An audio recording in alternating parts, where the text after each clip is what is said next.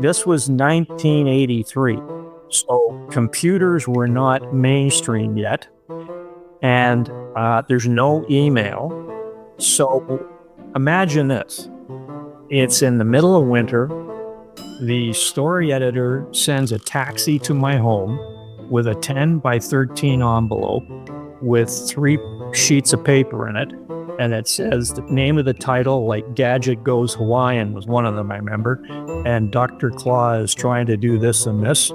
And here's where Gadget's going to go. And by the end of Act 1, he has to be here. And then they did the same for Act 2, the same for Act 3.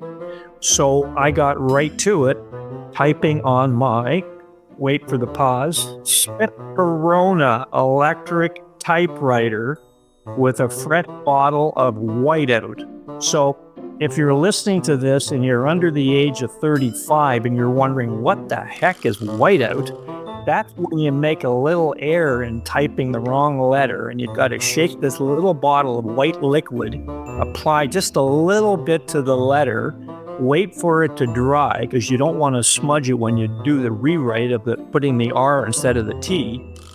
So anyways, here I am typing away on my Smith Corona electric typewriter. 4 days and 32 pages later, I call the story editor. Okay, I've got my first one done. They'd send the taxi over to my home. He'd pick it up. And then the next day, I'd get a call from the story editor. We loved it. We're sending a taxi over with the next one. And that went on for a couple of months. And pardon my throat, I got a bit of a dry throat today, bit of a cough. Sorry about that. And then in the summer, about July of that summer in 83, I got a call from my agent and he said, I got great news for you. The producers of Gadget loved your writing the best, and they're offering you a full-time position in their LA office at $1,500 a week. Are you interested? I said, when do I start? Hey everyone, welcome back to Living the Next Chapter. I have the honor today of having Donny Young on the podcast, and this is exciting for me for many reasons. A, because I love the season where Donny was a part of movies, and you'll see him on screen. We'll get to that. Donny also wrote for one of my favorite shows growing up, which makes me so happy. And Donny's working on new projects, which is great. So if you're a writer and you've ever been frustrated, you're thinking, I just haven't had my big break. I don't know if I'm on the right path. Donny is here to kind of give you some words of wisdom from his career, a long and beautiful career in writing. And I'm so excited to have Donny on the podcast. The formidable Donny Young here on the podcast. Donny, welcome to the show. Thanks, Dave. It's a pleasure to be with you. Do you like how I snuck the formidable in there? Yeah. Yeah. That's great. Awesome. Tell everybody, Donny, where you are right now in this big world of ours. So I'm in Toronto, which is, about an hour from you in Catherine. So we're fellow Canadians. That makes my heart happy. I'm glad for that. You have had a pretty interesting career to date and many great things ahead as well, but we had a great conversation. It was meant to be a 30-minute quick call to touch base and plan out today's episode, but it went on, and I didn't want to stop it because there's so many great stories from your side. Almost 2 hours. It was so much fun just chatting with you and getting to know you and telling you about my career. And So my goal today is to distill some of that conversation, bring it to the podcast, because people listening to this going, oh, I wish I was there for that 2 hours. That would have been great. But we'll bring the best of the best. And there's lots more to talk about from your side of the mic. But again, thank you so much for doing this, Donny. Loved having you here. My pleasure. I'm happy to be introduced to all your listeners. And I hope I can shed some light and inspire some people out there to keep on trucking. Let's start with the most recent project you're working on right now. I'm on your Instagram page, The 4MIDABLES, and I'm seeing amazing artwork. I'm seeing all kinds of great content around this new project you're working on, newer project. Can you give us a little insight into The 4MIDABLES and maybe where did the original idea come from for this new project? Yeah, well, actually, thanks, Dave. Actually, I came up with the concept in 2007 as a cartoon series. And I had looked at a number of cartoons that were out at that time, and I wasn't impressed with them. I thought there was really not much of an educational component. for young boys and girls. And so I looked at how can I create something that is going to educate and inspire and entertain. And I came up with a concept of 4 teenagers, brother and sister, whose father is a renowned metaphysicist working at NASA. And he's created a teleporting device so that the family can take vacations around the world. And he's going to keep it a secret. He doesn't want anybody to know about it because he realizes that if it gets into the hands of bad people, it could be a problem. So he doesn't file a patent. No one knows he's doing it. And so along the way in their travels, they ended up meeting 2 other teenagers. Maya is in India, and she's a paraplegic, but she's also brilliant. And she's working with the equivalent of the NASA space agency in India. And then they meet Raphael in Spain, who's a cadet in the police force training. And so at that point, I got the Bible done. My agent sent it to the producers of Gadget, and they loved it, but they were looking at the 5-year-old demographic. So this was basically 10 and up.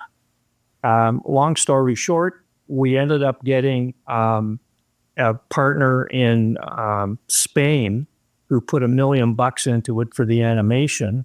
We got it the Teletoon in Canada. They loved it, and they asked me to write one script to see the characters come alive. So I wrote the script, and I got so excited seeing the characters come alive. I wrote 6 more episodes, and they loved it, and it was ready to go ahead in the fall of 2007. But then they got the numbers for the shows that they were currently showing, and the adventure shows were not drawing the audience they needed to keep their advertisers happy. So they passed on it. And so that was really disappointing. But as I mentioned to you on Friday, things happen for a reason. And about 3 weeks later, my mom was diagnosed with early stages Alzheimer's. About a month after that, my dad had a minor stroke that affected his balance. And then about a month after that, my mom slipped on some ice when she was walking home from the store and fractured her wrist. So she wasn't able to help my dad. So I moved in to help my mom and dad. They lived about 5 minutes from me. And so I basically put everything on the shelf. My focus with my mom and dad. And then unfortunately, a year later, my mom passed away. And so I stayed with my dad. I didn't want to have him going to a nursing home. And I was with him for almost 2 years, and then he passed away. So there I was, what am I going to do at that point? Now, flash forward here to this summer, I'm looking at the 4MIDABLES, which in the interim, a year earlier, I had decided that I wanted to do it as a live action TV series. I didn't want to do it as a cartoon anymore. And so I did a series Bible, and I wrote the pilot episode. And then my agent suddenly retired after the writer's strike. I'd been with him since the early 80s, and it was like, oh my God, like you need an agent to get your work out there. And even though I've produced, it's different with something like this because I haven't been producing like I was earlier on in the late 80s where I produced some TV movies. So here I was in the summer thinking, maybe I should try to get a buzz going for it by writing a book, writing it as an adventure novel, because I have enough information that I developed in the Bible that I could take this for 2, 3, 4 books easy. I mean, I've got enough information in the Bible that the series arc for streamers, they can see that it's got enough in it to go at least 50 episodes, which is like 5 years. Yeah. Because that's what I want. So I've never written long form, and I didn't even know if I could do it.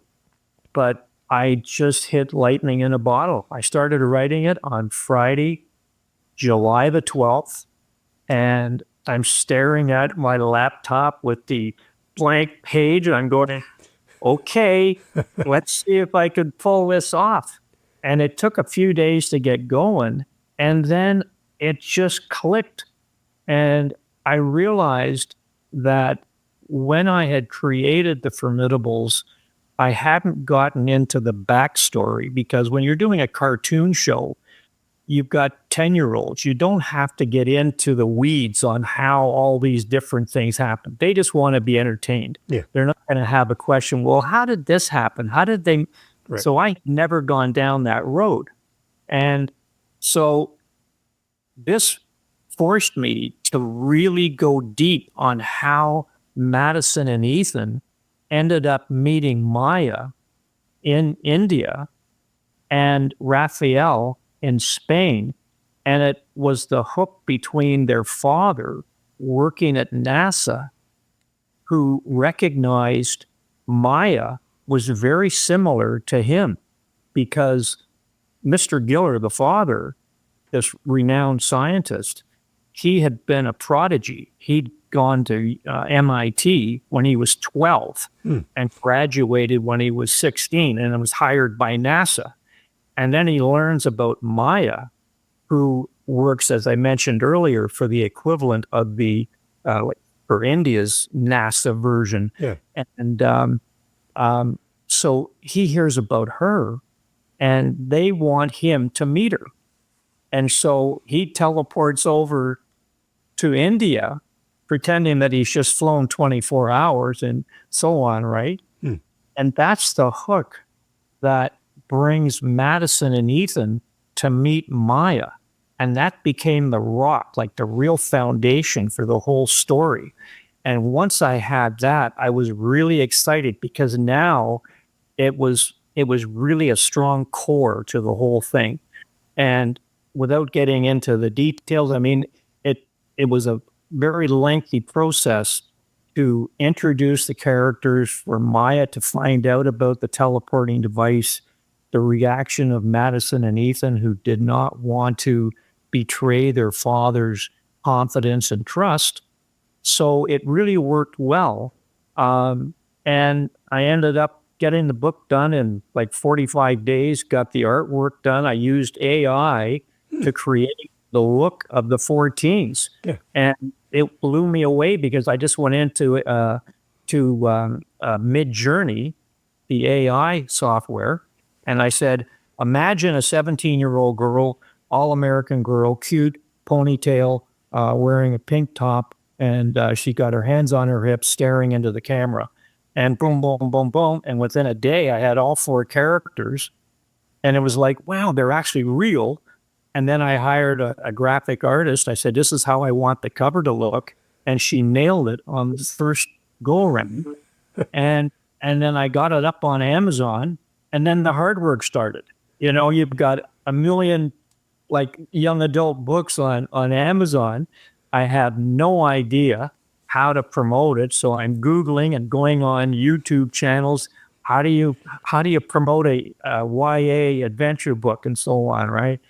And I chose Maya to be in India because it's a huge market. And Right. I know to get a streamer like Disney or Netflix or Apple interested, they want something that's going to have global reach. They don't want it all set in the US. Right. So I've got Maya in India. I've got Raphael in Spain. And Madison and Ethan live with their father in Merritt Island, which is 6 miles from the Kennedy Space Center. So I've got the market covered.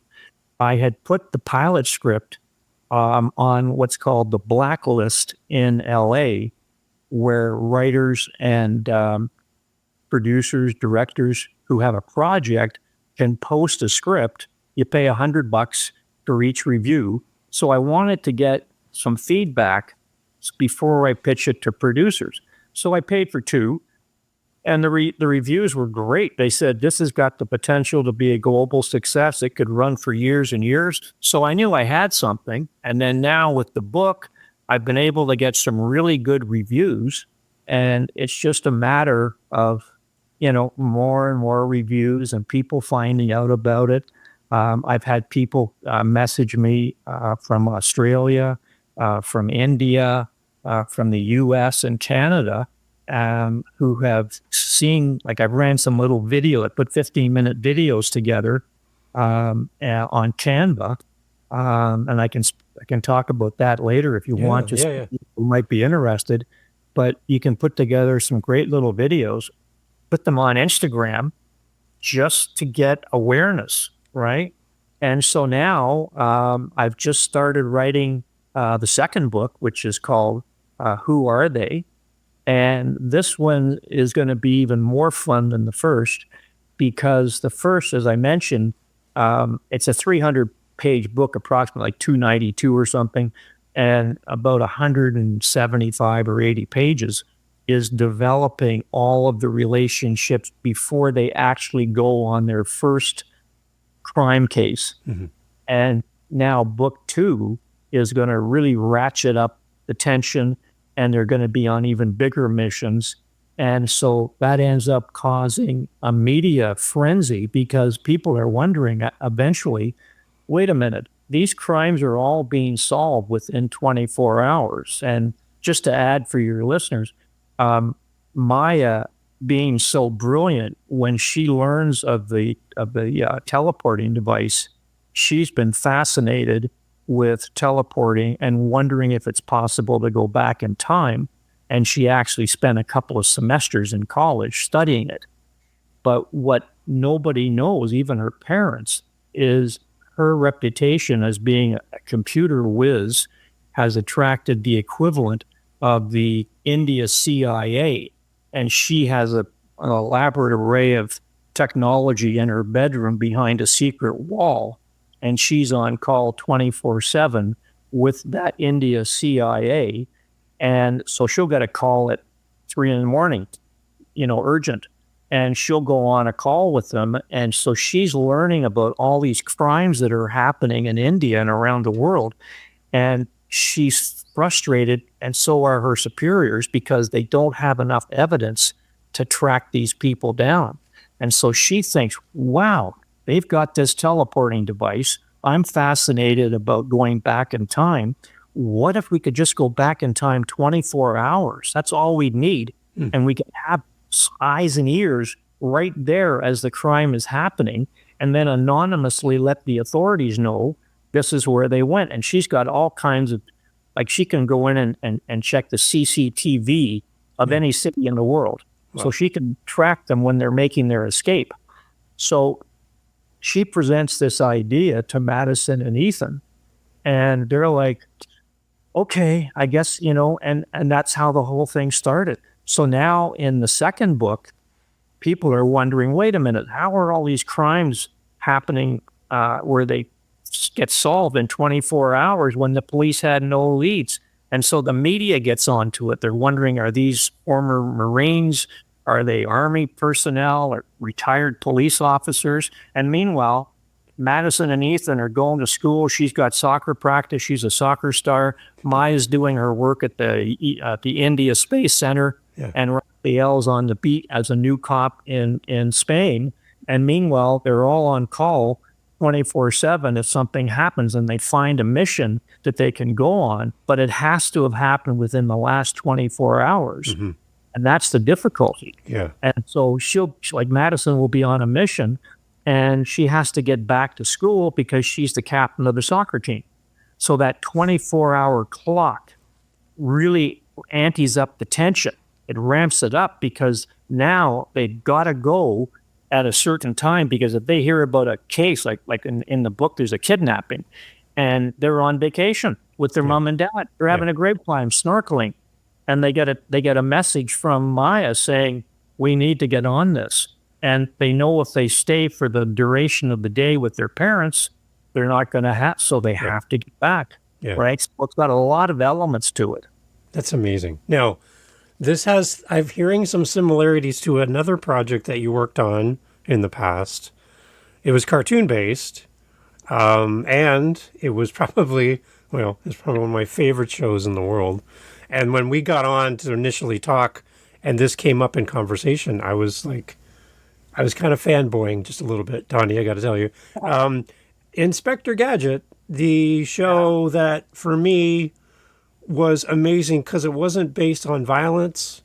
It was Yes. based on great stories, Yeah. humor, Yeah. intrigue, scientific devices, and Yeah. amazing things, and bumbling Inspector Gadget and all of that stuff. Yeah. Talk about your role in Inspector Gadget, Donny. I think people listening who are in my age group are going to like freak out when they hear you say this, but Yeah. talk a little bit about your role that you played in the Inspector Gadget Yeah. series. So ironically, my first writing job was writing a TV movie for the Canadian Broadcasting Corporation. And it was an historical drama based on events that happened in Canadian history with a fascinating story. I finished that, and we were going to be starting to film it in around April of 1983. And my agent in LA calls me and he says, "How do you feel about writing cartoons?" And my thing was, hey, whatever it is, other than horror, I don't like horror, but yeah. So the creator producer of Gadget was in Toronto, and my agent explained that they needed writers who could write comedy, but they were not a member of the union. So he said, "This isn't going to help you join the writers union." I needed one more credit. But he said, it's your foot in the door. Let's show you, because you've written historical drama, you've got a comedy script that we got. Let's do this. So I go down to meet the producer. His name was Jean Chalopin from France. And he shows me these storyboards of Gadget with all his gadgets and so on. And he said, we're going to have, I think it was 14 or 16 writers, whatever, and they were doing 65 episodes. And again, now, as I mentioned to you on Friday, like this was 1983. So computers were not mainstream yet. And there's no email. So imagine this. It's in the middle of winter. The story editor sends a taxi to my home with a 10 by 13 envelope with 3 sheets of paper in it. And it says the name of the title, like Gadget Goes Hawaiian was one of them, I remember. And Dr. Claw is trying to do this and this. And here's where Gadget's going to go. And by the end of Act 1, he has to be here. And then they did the same for Act 2, the same for Act 3. So I got right to it, typing on my, wait for the pause, Smith Corona electric typewriter with a fresh bottle of whiteout. So if you're listening to this and you're under the age of 35 and you're wondering what the heck is whiteout, that's when you make a little error in typing the wrong letter, and you've got to shake this little bottle of white liquid, apply just a little bit to the letter, wait for it to dry because you don't want to smudge it when you do the rewrite of putting the R instead of the T. So anyways, here I am typing away on my Smith Corona electric typewriter. 4 days and 32 pages later, I call the story editor. Okay, I've got my first one done. They'd send the taxi over to my home. He'd pick it up. And then the next day, I'd get a call from the story editor. We loved it. We're sending a taxi over with the next one. And that went on for a couple of months. And then in the summer, about July of that summer in 83, I got a call from my agent and he said, I got great news for you. The producers of Gadget loved your writing the best and they're offering you a full-time position in their LA office at $1,500 a week. Are you interested? I said, when do I start? So I hop on a plane, fly to LA. They take me down to the immigration and, whatever the U.S. government, what do they call it? It's a U.S. immigration, but the State Department, I guess, something like that. And I filled out all the paperwork and they wouldn't give me a green card because I was taking a job from an American writer. And they said, well, no, but he shows for us and we want, and they wouldn't give me a green card. So that was frustrating. But at least, it's two things about it that are disappointing is number one, obviously no residuals because it's been shown around the world for 41 years. Like that September when I arrived in Los Angeles and I rented an apartment, I put the TV on one morning and there was Gadget. It was on TV. And that was the first thing I'd written because the CBC movie that we filmed in April of that year, that spring, that wasn't going to be on until the following year. So the first thing I ever wrote that showed on TV was an episode for Gadget. And at the end, they would have written by and they'd have this card up with like 14 names on it. I'm looking, and we had to use a pseudonym. We couldn't use our real name. So my name on the credits, if someone freeze frames, was Don Martin because my middle name was Mick Martin. So I called myself Don Martin on the scripts. There you go. So yeah, again, that show for me is always been hilarious and fun. And again, we talked about there was a lack of violence on purpose. Yeah. That's not why it was done that way. You wanted to make sure that it was a great, healthy kids show, which again kind of leads to Formidables. Again, not based in violence, right? It's all like something that's family friendly. And you do that on purpose. Oh yeah. Like I think there's just way too much violence on TV and film for kids. And I just wanted to write something. I knew the Formidables were wholesome kids. They were good kids. They had their own individual talents and they respected their parents and they lead, good lives. And here they're put in a situation where they're able to do some fantastic things to help people who have been victimized by crime. And they're not doing it to get 1 million likes on Instagram and, hey, I'm wonderful, I got all these followers. They're doing it anonymously. And that's the thing that really I wanted to get across is because so many kids, there's so much pressure on kids these days, like, oh, how many likes did you get for your dog, doing the funny whatever, and that they measure their self-worth almost in many cases on how they're perceived by their friends and their peers. It was how are you doing on social media? And they're not doing that, right? And so there's no violence, there's no bad language, there's no sex. It's just really interesting situations that these kids get themselves into, and they're doing it totally anonymously. And then the reaction that the kids have when they see the beneficiary of their kindness, of their work, there's the first case they do is a gentleman's been out of work and he's going to lose his car and his car's stolen and there's no insurance on the car. And it's like the end of the world for him. And they go back in time, they find who stole the car, and then they see him on TV with his wife and he's just crying his eyes out. And it resonates with these teens because they realize we made a difference. Yeah. We helped. And that guy is never going to know what they did for him. And they're okay with that. Right. They just know that they helped a fellow man. Right. And that's powerful. Empathy and compassion and action, all of that. Yeah. Like they're actually taking steps to make the world better. I love the idea of Formidables. I love everything about it. Donny, yeah. It's great. I think it's going to be well received once I get it takes a while to get the word out there, but the reviews that I've had so far and people who've read the book, I've shared it with friends who have kids and the kids love it.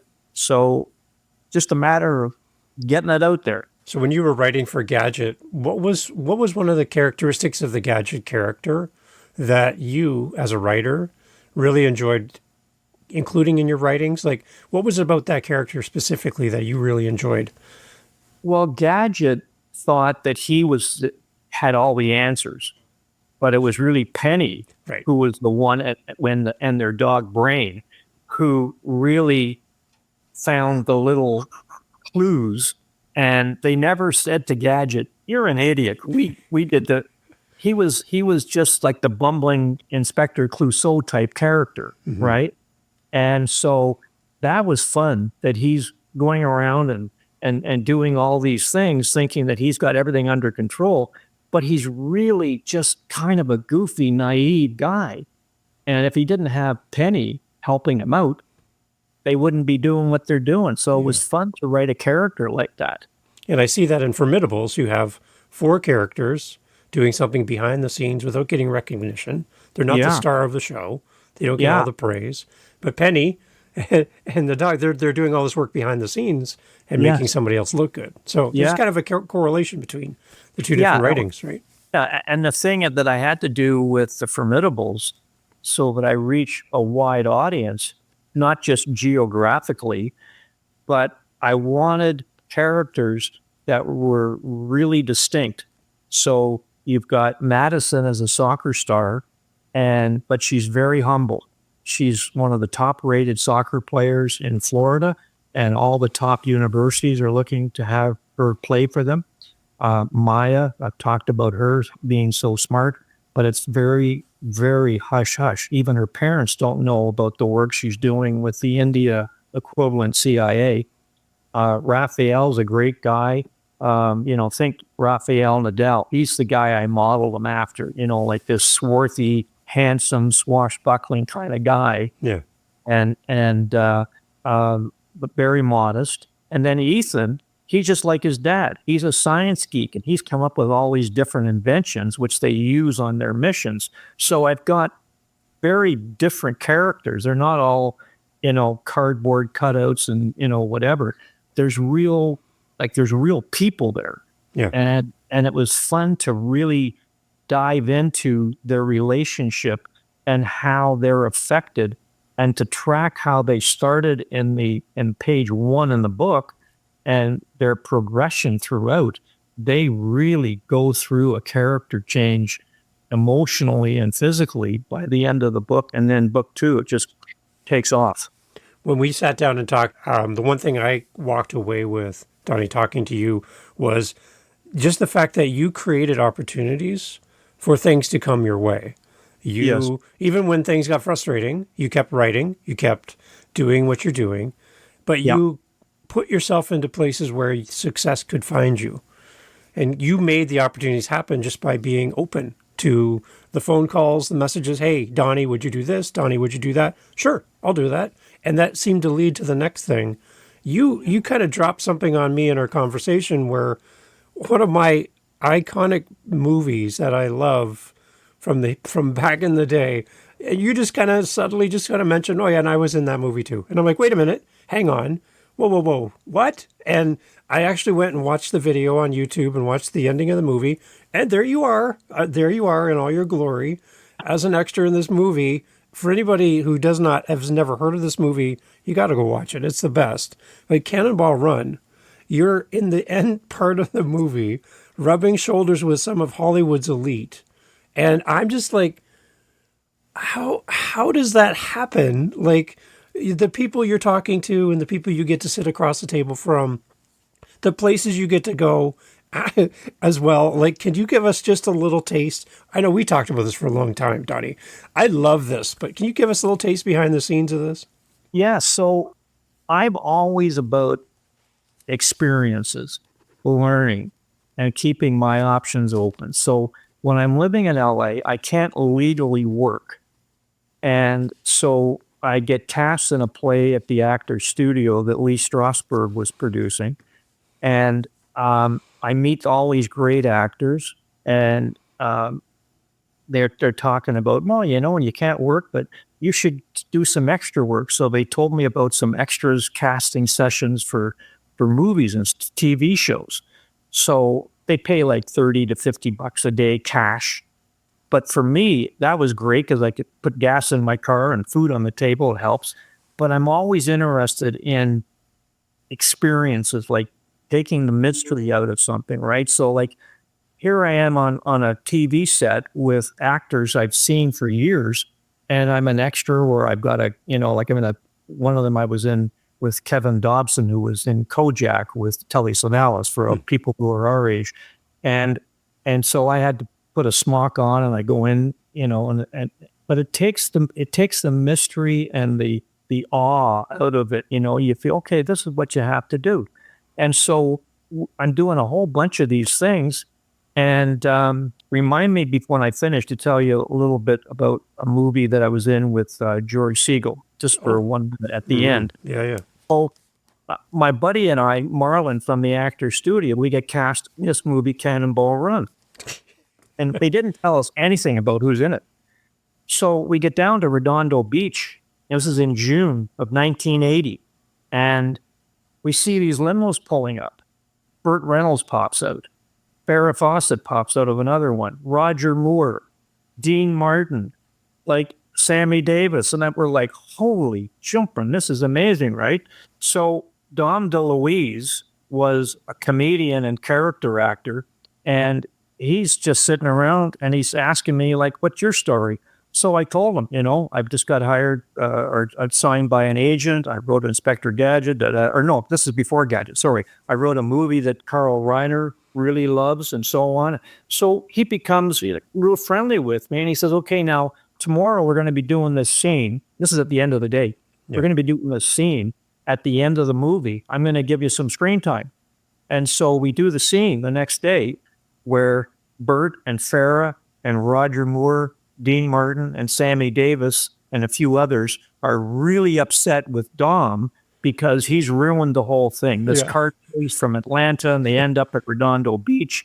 And instead of getting the first prize, he stops to save someone, and it's a real bad situation. So Dom, he did like 20 takes because everybody, Burt and Farrah, everyone was just laughing so hard because they couldn't keep a straight face. And Dom DeLuise's line was, I don't care. I've always wanted to be Captain America. And he would go down out of camera range, put a cape on, and he'd come up and he'd put his arm around me and he'd grin, and that was it. So the next day I come on set and the first AD comes up and says, Donny, we got to shoot that scene over again. Oh, did I do something wrong? He said, no, Dom did. He shouldn't have put his arm around you. And that's blah, blah, blah. We got to shoot it over again. So that was the end of shooting on the Friday, and I'm having lunch. And for football fans from the 70s and 80s, Terry Bradshaw was the star quarterback for the Pittsburgh Steelers. Right. So he's having lunch with Jamie Farr, who was on TV at the time with the TV series MASH with Alan. So I'm having lunch with them, and Jamie Farr says to Terry Bradshaw, are you going to Sammy's party tomorrow night? So my ears perk up. Party, Sammy Davis's, opportunity to network. Right. And now again, 1980, there's no cell phone. You can't text. You can't, so you're just memorizing, because Terry says, what's the address? Is there an invite? No, it's 1151 Summit Drive in Beverly Hills. So I'm sitting there having lunch, 1151 Summit Drive, Beverly Hills, over and over again. Yeah. And long story short, Marlon and I get our nice suits on, open neck, clean shaven, hair combed, shoes shined, and we drive over to Beverly Hills Saturday night. We wait till 9 o'clock, so it's going to be busy.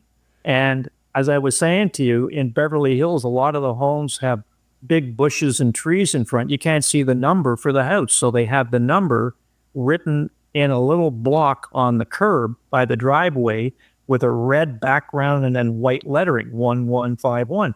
So we get around the corner. Oh, there we go. And then we see the police officer in uniform, LAPD, and a big bodyguard.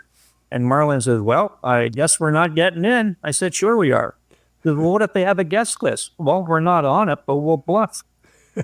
We walked right past them, no problem, went inside. This is Saturday night, Beverly Hills, Sammy Davis's home. And we walk in the living room, and there's 7 people in there. We figured there are going to be 50, 60 people, because when we signed in on the guest book at the front, Burt Reynolds, Farrah Fawcett, Roger Moore, we figured, hey, great party, right? And there's 7 people. So Marlon's just like a deer in headlights. He said, let's get out of here. He said, no, we're already in. Let's just play it. So we grabbed a glass of wine. And Farrah was sitting at the far end of the living room with a couple of actresses who were in the movie. And we went and stood behind her, looking out at the beautiful grounds with swimming pool, guest house, the whole thing. And then we'd been there maybe 5 minutes. And Sammy's bodyguard, who we had seen on the set for the previous 3 days, he walks over, and Marlon sees him coming, and he just sort of slides away from me, like 5 feet away. And Rice says, excuse me, who are you guys? I said, oh, my name's Donny Young. This is my friend Marlon Hoffman. I said, you work for Sammy, don't you? I think I saw you on set yesterday. Smart. He said, my name's Rice. And he says, Donny, who are you here with? So this is when I had my line prepared, because at the end of the movie, when we finished lunch, I found Sammy's Winnebago, and I went over, and he was signing some autographs, and I gave him a line about having met him before, which was partly true. I was going to have dinner with my acting coach and his wife a year earlier, and had she not gotten sick, we would have been out for dinner with her friends who were asked to join Sammy and his wife for dinner. Yeah. So I used that as a little white lie. And he posed for a picture with me because I had Marlon bring a camera. So I haven't. Did you get that picture? Yes, I saw it. It's amazing. So here I am. I get my picture taken with Sammy. And the reason for it was I wanted him to have a visual. Okay, the guy's name is Donny, and he was in the movie, etc. So mission accomplished. Now, I'm now with Rice, and he says, who are you here with? So I dropped the line, well, Sammy and I were chatting after the film yesterday, and he said, if you're not busy tomorrow night, come on over, we're having a party.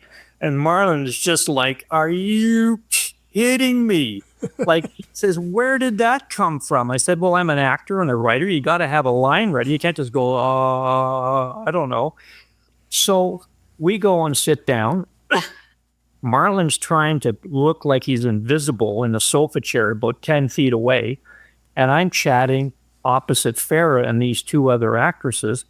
And she's talking about going to New York, starring in a play and so on. And I mentioned that Marlon and I were in the cast of a play that Lee Strasberg's producing at the Actors Studio, and that Carl Reiner is looking to direct a movie that so she's like, oh, wow. Yeah. And then in mid-conversation, she looks over my right shoulder and she says, oh, what, Donny, I think, and I turn over and I see Rice at the end of the living room, 30 feet away, motioning towards me. And I'm thinking, oh, this is so embarrassing. I'm talking with Farrah Fawcett. Yeah. And now I'm being asked to leave. Are you kidding me? Your timing sucked, man.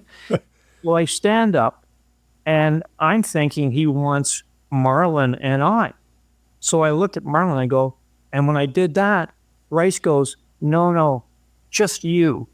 And I'm thinking, that's interesting. So I walked up to him, and he says, Donny, why don't you go upstairs? Sammy'd like to see you. And I'm thinking to myself, I bet he does. Dun, dun, dun. So I'm walking upstairs, and at the top, there's Sammy, with a pool cue in one hand, a glass of scotch in the other, just socks on, no shoes. And I hear him say, hey, Donny, how you doing, man? Shake hands. He says, did you play pool? I said, yeah, not very well. Well, let's rack him up. So I started playing pool with Sammy. There's a couple of actors up there, and we're having a great time. He's asking me my story. He knows he didn't invite me. I got to meet this guy who's got the balls to come into my home as a lowly extra.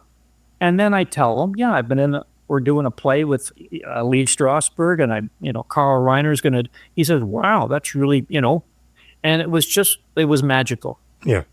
I love that. I couldn't make up that story. No. And I love how you, as a writer, put yourself into places where success can find you. Because I think a lot of the writers that listen to this podcast, Donny, they kind of feel like they're writing in a vacuum. They're writing on their own. They don't know if anybody's ever going to see their material. But they have this passion to write. Yes. And then to see and hear your story, you have that same passion. But you put things in place to give you the opportunity to be successul. Yeah. You put yourself out there. You said yes more than you said no, right? Yeah. You just took the jobs that came without really pre-planning how this is going to lead to that, which is going to lead to that. You just said yes. Yeah, just roll with the punches because you never know what it's going to lead to. Yeah. So right? Donnie, if there's somebody listening and they're a new author and they're looking for inspiration from a seasoned writer for television, movies, books, everything, and they could have a few moments with you, what kind of words of wisdom would you give to a young new author who is eager to pursue writing and to chase this as a career for them? Any words of wisdom you'd give to somebody listening right now, Donnie? Sure. I mean, like for me, I would not have been able to get into writing if I hadn't taken acting classes, because that taught me, because you don't start off doing scenes. You don't start off doing Shakespeare. You start off doing improvs. And that's when you learn as an aspiring actor what it's like to have to say lines, right? So you've got to be able to be nimble on your feet. So that experience for 6 months before we did any kind of actual Shakespeare or whatever, Barefoot in the Park or whatever, Yeah. that was really important. So I would say to anybody, whether you're writing books or TV, enroll with an acting workshop, even if it's just for a few months, and just to be on the other side, where you have to put yourself in the position of the actor that you're going to be, or the character you're going to be writing about. With writers for television or film, we're so lucky now, unlike when I was starting out, where you had the resource to be able to go online and download for free a PDF of a film you just watched on Netflix, because the evolution of writing has changed so much. When I started writing years ago, you would have 15 lines of text, like a narrative, like you'd have in a novel, describing all the information that's going to be seen. Now, the word is, you don't want to have a lot of black on the page when they turn the page. They want to see a lot of white, meaning there's only a few. So it's like 2 lines of text, be snappy with it, and so on. So I look at what I'm doing in a novel, and I try to apply that as well, because you can really get carried away with all the, the coffee cup was this and da-da-da-da. Just keep it moving, You can really bog it down with so much extraneous stuff. So if you're a new writer and getting into writing novels, pick a genre. Like, don't try to master romance, young adult, just pick something that you enjoy reading, first of all, because if you don't like romance, but that's the big seller, don't try to force your way, because you're not going to be able to really do yourself justice. Yeah. So find a niche, read a lot of books before you even start, because you need to get the feeling of, okay, how do I express the characters? How do I create the characters? How do they keep the story moving, and so on? And then just be open to any opportunity. I mean, we're so lucky now to have Amazon and Goodreads. I mean, the opportunity to connect with the world. I'm getting direct messages from people in India and Australia, and it blows me away. Yeah. You wouldn't have that back in the 80s, right? Oh, no. Yeah, it's like, if I think I mentioned to you, like if someone had said to me in 1983, 84, like say Michael J. Fox said, here, borrow my DeLorean and take it for a ride into the future. Right. And you're going to be able to go into a bookstore on your computer that you won't even walk into it. Like it's virtual. Right. Look at them like with the third eye, like, what are you talking about? Yeah. Like, it's not real. So we're so lucky to be in this day and age. We don't have to use whiteout and do, Smith Corona electric typewriters. Yeah. And the other thing too I love is, going back to Cannonball Run, you put yourself around creative people just by being on set. You're watching how they film. You're watching how everything works behind the scenes. All of that is inventory and knowledge for you that you can take to your writing, that could lead you down a path. You're connecting with superstars who now know you by name. They're not going to know you when you're sitting in your studio apartment looking at a blank piece of paper, right? The other thing too that I'd like to share, if we have time, is at the end of 1980, after all the hoopla, like I got signed by an LA agent. Carl Reiner said my script was the best original comedy he read in 10 years. I had a producer from 20th Century. We had top TV star at the time with the #1 show, said, yeah, I'm really interested, but we're going into production on the show, so we can't do it this year. And then whatever, it got stalled. And at the end of that year, I got a call from Rene Valente, this wonderful producer from 20th Century, and just to catch up. And I said, I'm really frustrated. I thought it was going to be going faster. And she said, Donny. And she repeated what I just said about all the, really good things that have happened for me. And she said, let me tell you a story. You'll never forget this story. And I want you to always think about this. She said, several years ago, I got a call from a friend of mine who was an agent for an actor who was already decided, I've had it. I'm quitting the business. I'm going home and I'm never coming back. And this agent said, Renee, you're such a wonderful person. I want this actor's last touch point with Hollywood to be something positive with you. So this actor shows up. They have a 15-minute chat. He tells her he's frustrated. He's typecast. He knows he's a leading man, but they just don't give him a chance. I've had it. I'm broke. I'm going home. That's it. Thanks for your time. And Renee, to her credit, recognized something in this guy, a spark. He had the it factor. And she said, you need to lose some weight, and I don't want you to quit. And he said, yeah, but I don't have any money. I can't pay my rent. Don't worry about it. My husband and I have a guest house in our property. You can live there rent-free. We'll pay for your food, but you have to do 2 things. You got to get your body in shape, swim in the pool, exercise, watch what you eat, and get your headspace so you're ready to go if it's 2 months or 3 months, but get your headspace going as well. And she said, Donny, he did that. 90 days later, he had a whole new lease on life. We put him out there for work. And she said, do you know who that was? Do you have any idea? I said, I haven't a clue. Long pause. Burt Reynolds. And I said, are you kidding me? She said, Donny, that's how close Burt Reynolds came to not being the #1 movie star in the world. In my office, he was already packed his stuff in his car. He was heading home to Jupiter, Florida to become a cop like his father. And so he had a choice to make. He could have said, yeah, thanks for your time. I appreciate it, but I'm out of here. But he took the opportunity that she graciously gave him, because she didn't have to do that. Yeah. She could have said, okay, I gave you a little talk. I guess I can't convince you. But she cared about him. She recognized that he had something in him, and she didn't want to see that spark extinguished and leave Hollywood and go home feeling like he's a failure, doing something that he didn't want to do and not having his career fulfilled. And look what happened. I said, I wish you would have told me this story when I met you, because I was in Cannonball Run.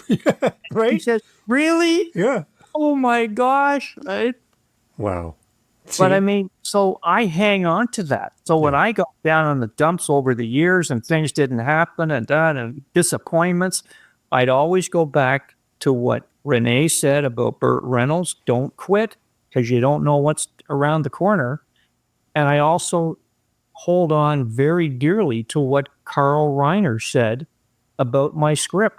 I'd only been writing 2.5 years. I had no formal training, and my agent said, you have a natural talent. You just, something about you, your brain works. You know how to pace and structure. I didn't know what he was talking about. What's pacing? What's structure? I don't know what you're talking about. I just create a scene, dialogue, and write it, right? Oh, yeah. So if you're out there listening and you're frustrated, know this. Writers are blessed because we get better as we get older, because the experiences that we've had in the past several years have made us a different person. So I guarantee you, if you're listening to this and you've got a script or a book that you wrote 2 years ago, 5 years ago, you go back and look at it and you will see, wow, I can make this better, because you're a different person than the one who wrote it 2 years ago or 5 years ago, because we're the sum total of all the experiences, good and bad. Right. I'm a far better writer today than I was 5 years ago. And now I've shown myself that I can actually write a novel, which staggers me because I never thought I could do it. Yeah. So don't be afraid of failure. That's the other thing you have to have in this business, whether you're an actor, don't feel, I mean, as I told you the other day, when the first review of my book came out, they don't tell you in advance. Yeah, it was okay. It was a 3-star or whatever. And so I went on Instagram or on Amazon and I saw, review by Lori Haluda. And she's a recognized reviewer. And she gave it 5 stars. And then she emailed me and she said, Donny, kids are going to love, in capital letters, these characters. It's just amazing. So now it's like a big sigh of relief. Okay, someone liked what I wrote because I didn't know. I didn't know if it was any good. How can I know? I've never done it before.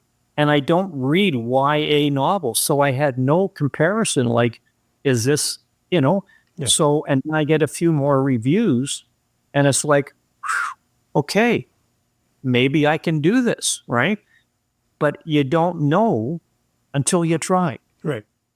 Right. Yeah. So if you're thinking about, hey, maybe I should try writing a book. Hey, make the decision.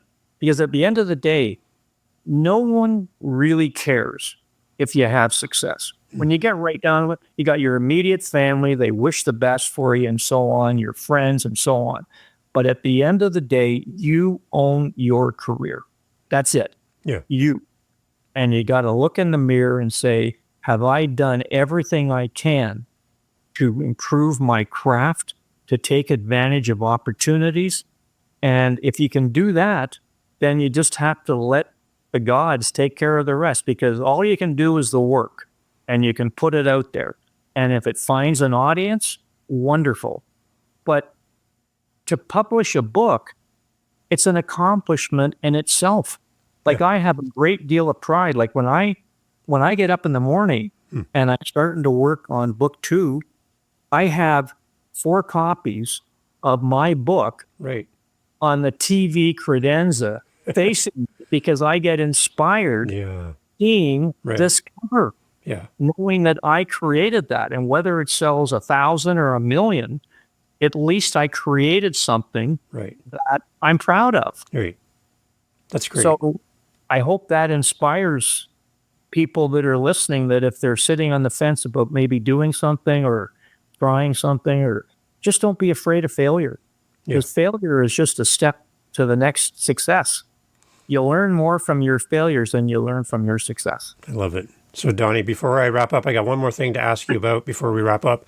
But as far as connecting with you, finding out more about the Formidables, all of that, I know there's people going to want to talk to you, and hearing your stories, there's people who want to reach out to you.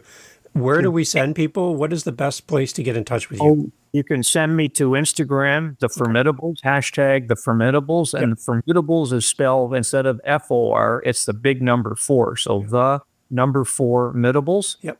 And the website is theformidables.com. So message me there. It gets forwarded to me, and I'd be happy to communicate with any of your listeners and give them any insights and ideas, help them out, whatever. Yeah, and as you're listening to this, I want you to know that Donny is a true, kind gentleman who would love to spend time with you. If you're going to book 30 minutes with Donny, make sure you have 2 hours available, because you're going to have so many great stories from your interaction with him. You're just a sweet guy to talk to, Donny. So appreciate you being on the show. You asked me to remind you about George Segal and that part for the movie. Can you close us off with that? So I'm in this film called Carbon Copy with George Segal, and I'm an extra. So I'm the premise of it is George Segal learns, he's an executive, that he's the father of an illegitimate child, and the son is a black boy, and he's now early 20s. And I'm chatting with this guy who's playing this illegitimate son, just hanging around chatting, and nothing special. Fast forward like 30 years or something, I'm watching a talk show. And this actor is talking about how he was in this movie with George Segal. He was playing the illegitimate son. And the guy's name was, wait for it, Denzel Washington. No. And I'm like, what? What? I was talking with Denzel Washington when he was a nobody? I don't believe it. Wow. I can't wait to meet him and tell him the story. Well, maybe he's going to hear the podcast and want to reach out. That'd be great. That would be great. So Denzel, if you're listening, make sure you reach out to Donny. He'd love to talk to you again. Yes. This is amazing. Donny, again, thank you for being a great example of putting success in front of you. It seems like you have to climb over your next success because you're always putting it ahead, not dragging it behind, but always putting in front of you. You're a great example of putting yourself in creative spaces to make connections and to learn from others. You're a great example of taking multiple ways of writing and applying it to everything that you do. And there's just so much about you, the depth of your writing background, your character, just a great person to talk to. I would hope in the future we can have a second conversation and we can record it and share with the world. There's so much about you that we haven't even touched on yet. So if we can ever do that in the future, I'm going to keep the door open and you can come back. Hey, I'd be very happy to do this with you again anytime you want. Awesome. You're a great host. Awesome. Thank you, Donny. Everyone, all the information for Donny and the Formidables, a great book series now coming up with even more in the future. And we're anxiously awaiting this becoming an actual reality, a TV show that we can watch and share with. Lots of great stuff in the future for you, Donny. Keep writing, keep being you. And again, I'm so honored to have you on the show. Oh, my pleasure, Dave. All the best to you and all the best to all your listeners. Excellent. It's been a pleasure. Hey, thanks for listening to Living the Next Chapter. I'm glad you stayed all the way to the end. You're my new bestie. And the one thing I like to do with my besties is enjoy time together over a cup of coffee. Now, one thing missing in the equation is my coffee cup is empty. And what I would love if, after 390 plus episodes roughly, if you found any value in the podcast and you want to say, hey, Dave, do you need a refill of your coffee cup? I'm looking at it right now, and you know what? It's looking kind of sad. There's not much in the coffee cup. If you want to help support the podcast, I would love you forever as besties and celebrate coffee with you. You can celebrate and support the show at our website using our Buy Me a Coffee link. And all the money goes back into the podcast. And we also like to give it to other podcasters. So if you want to support the show, head over to livingthenextchapter.com and let's top it up. Thank you guys. Thanks for listening. Cheers.